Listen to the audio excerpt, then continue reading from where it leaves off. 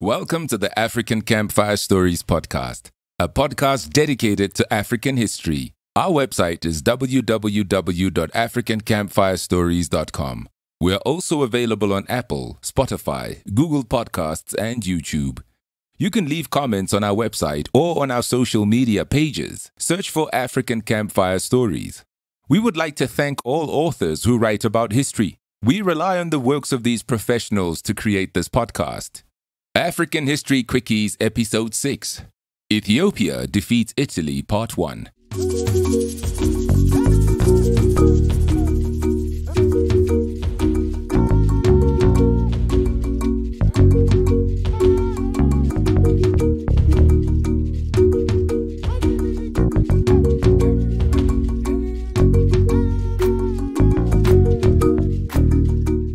The story of Italy's defeat in the hands of Emperor Menelik II of Ethiopia in the Battle of Adwa is not very well known. Many people do know that Ethiopia wasn't colonized, though, as we will see, it was colonized for a brief period. But they do not know about this war from the 1890s and the battle that made it possible for Ethiopia to remain independent. In fact, even among Africans, both those in the African continent and those in the diaspora, Emperor Haile Selasie, who ruled Ethiopia in the 20th century, is more famous than Emperor Menelik II. This is somewhat unfair, in our view, especially if you think about the fact that Haile Selassie lost his war with Italy in the 1930s. The Battle of Adwa, fought between Italian and Ethiopian armies on March 1st, 1896, was the decisive battle of what has become to be known to history as the First Italo-Ethiopian War. That war was fought between 1895 and 1896.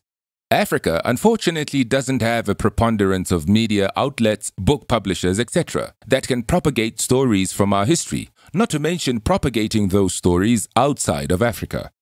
On the international stage, African history stories rely on Western-based media. The stories Western media chooses to cover are well known, both in Africa and elsewhere. For instance, Shaka Zulu is a well-known figure in Africa and internationally exactly because Western media has covered him. But seminal stories like the 1896 Ethiopian victory over Italy are nowhere in Western media. So they are missing in action. We don't believe that Ethiopia's victory against Italy should be more famous in the modern popular imagination just because we are African. No. The history stories whose international popularity usually stands the test of time are the ones that represent a departure from the norm. The story of Cleopatra, which we covered just on this podcast, by the way, isn't a run-of-the-mill normal story. The story of Hannibal Barca, which we've covered on our Xenophobia and Hatred series, is also an outstanding and unique story. So are Alexander the Great's, Napoleon's, Adolf Hitler's, and Julius Caesar's stories. The story of Italy versus Ethiopia isn't a run-of-the-mill military story. Hannibal Barca is popular because of his singular military genius, a genius that wasn't displayed against just any opponent. Hannibal defeated Roman armies again and again in spectacular military campaigns. And have I mentioned that these victories were against the odds? The defeat of Italy by Ethiopia should be more popular because it represents a rare case in the history of warfare. A case where an African country defeated a European one in open battle. According to the pundits of that time, such a military upset shouldn't have occurred. This was the era of the Scramble for Africa. The Scramble for Africa is covered in more detail in our Cold War Porn series, Episode 10, titled Summary of Foreign Intervention in Africa. Episode 11 of Cold War Porns, titled Enter Congo, covers Belgian King Leopold II's takeover of the Congo. A takeover that wasn't conducted by a country, but by Leopold himself. Meaning Leopold didn't even need the help of the tiny country of Belgium to take over the territory of the Congo, a landmass, by the way, that is 2/3 the size of Western Europe. Many people believe that Belgium conquered the Congo. No, Leopold literally put together a private ragtag band of misfits, mercenaries and opportunists, and that's what he used to conquer a country that is 3 times the size of France. This is what it took to take over top-notch African territory in the 19th century.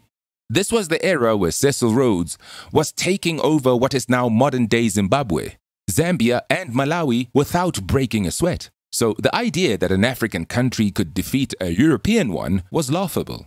This was also a time of many racial theories that purported to scientifically show that Europeans were superior to all other races, especially Africans. That is why when, in the same era, the supposedly racially inferior Japanese thoroughly defeated the Russian Empire, the world was shocked.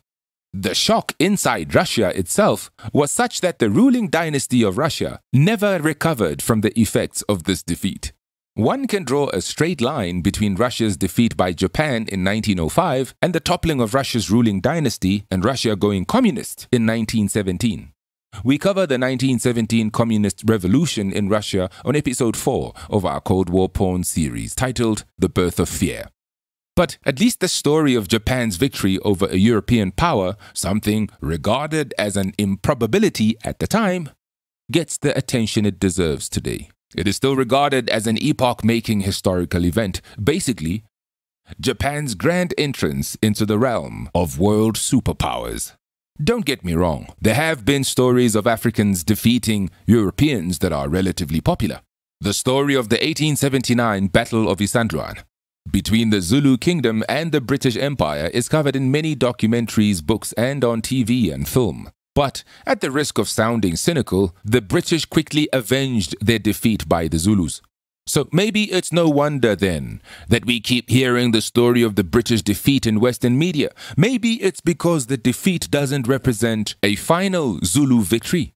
It's a victory that was followed by a crushing British victory, from which the Zulu Kingdom's war machine never recovered. Italy's defeat by Ethiopia meant that Ethiopia would in effect remain independent for good, except for a brief period of about 7 years in the 1930s and 40s, where Mussolini's Italy defeated and occupied Ethiopia. 7 years of partial occupation isn't that bad for a kingdom whose history goes back to biblical times. I call it a partial occupation because the Italians were never able to subdue the entire country. The Open Bible website has a list of 100 verses from the Christian Bible that mention Ethiopia. This means that out of more than 1,500 years of its existence, Ethiopia was colonized for only 7 years. This is an inconsequential amount of time. And it's maybe why many people just go ahead and say Ethiopia was never colonized. Maybe another reason that the story of Ethiopia's victory isn't popular is that Italy itself isn't seen as a military competent country any longer. And this state of affairs has existed for a long time now. In World War II, Italy was the laughingstock amongst its enemies and a crippling liability for its allies. World War II, maybe because it was that last serious war between world powers, has a tendency for creating military reputations that have stuck. For instance, France to this day is still regarded as a country that is quick to surrender. So maybe this is why Ethiopia's victory isn't seen as much of a big deal anymore. After all, in comparison with Japan's victory over Russia, Russia is the country that is regarded as having largely won World War II for Britain and the USA. Episode 5 and 6 of the Cold War porn series talk about the relationships between Britain, the USA, Russia, and Germany during World War II.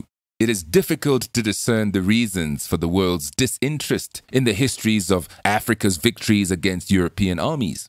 Victories attained against all the logic and expectations of the time. Another similar story from African history that comes to mind is that of the Kingdom of Congo, led by King Pedro II, defeating the Portuguese in the early 17th century. This story is hardly known also. Whether this disinterest is due to honest oversight, or whether it's due to honest ignorance, or whether it's due to willful and intentional omission, whatever the situation, we believe that this story needs to be better known. So please help us to spread this story by sharing the link to this episode with friends. So what was the background, and what were the reasons for Italy and Ethiopia to go to war? Most conquests during the colonial era had two main key drivers: business and geopolitics. Sometimes the issue of pride on the part of the conquering countries was also involved. So, as we proceed with this short series on the first war between Italy and Ethiopia, keep those three motivations in mind.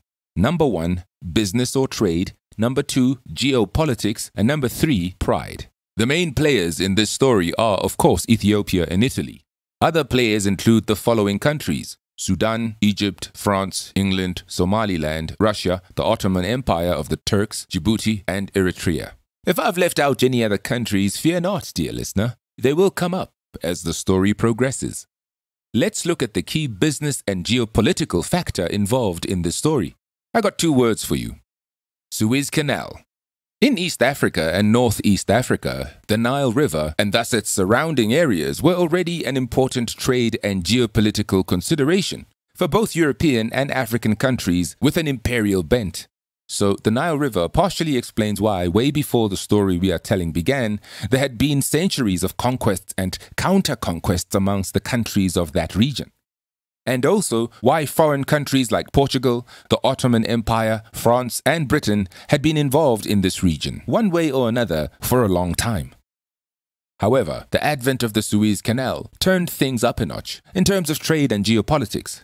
Permission to build the canal was obtained from the Alawiya dynasty of Egypt and Sudan in the 1850s. More on this dynasty on the next episodes, particularly Ismail Pasha. The canal would be owned by England and France until Egypt, under Nasser, forcefully took ownership in 1956. The importance of the area around the Horn of Africa and the Red Sea was multiplied when in 1869, the Suez Canal was eventually finished. The Suez Canal meant that Africa, Europe, and Asia would now be united by a waterway that acted as a shortcut for traveling between them. Until then, sea travel, especially between Europe and Asia, had to take place around what was at that time called the Cape of Good Hope, that is, modern-day Cape Town in South Africa. The advent of the Suez Canal meant that the question of who controlled the African countries that happened to be in the neighborhood of the Horn of Africa and the Red Sea became important. Those African countries have been listed above as the players in this story. We will unfortunately have to stop here today. In the coming episodes of this mini-series, we will discuss the issue of pride. Both the Italy and the Ethiopia of that era were proud countries. Usually in these kinds of stories, the role of the European countries is that of the predator, and the role of the African countries is that of prey. But the Ethiopia of that era was an imperial power in its own right, gobbling up and colonizing African countries, and sometimes exchanging African countries with European powers. We will also introduce into this story the psychology or the psyche of the Italy of that time. A lot of the war between Italy and Ethiopia has to do with how Italy viewed herself as a country and a nation.